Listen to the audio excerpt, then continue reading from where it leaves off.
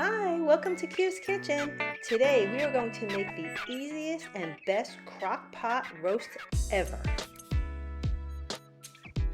We are going to make it in a casserole style crock pot. So let's see what you need.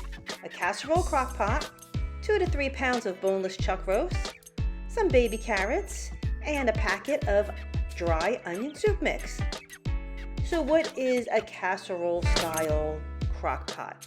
It's basically a 9 by 13 dish, pretty much like a lasagna dish, but when you make your roast beef, it's the best because you can just lay it down flat. So first what you want to do is get that package of onion soup mix and sprinkle it all over the top of your roast. Now this needs very little water, so only about a 1/4 cup of water will do.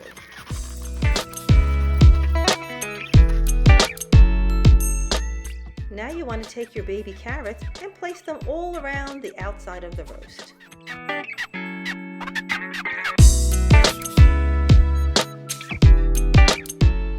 If your family likes a little extra onion, you can take a small onion and cut that up and sprinkle that on top of your roast beef also.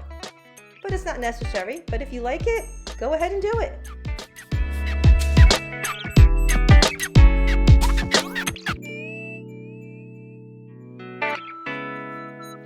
Next is the hardest part. You have to put the cover on and wait. Put it on high for 6 to 8 hours. And if you're like me, you can't wait and you want to smell it and see how delicious it is, you can flip it over after 3 hours. It's okay. And then put that cover back on tight and wait for it to finish cooking. Best dinner ever. Such a simple, easy dinner. Your family's gonna love it. Make some potatoes on the side. Thanks for watching. Till next time.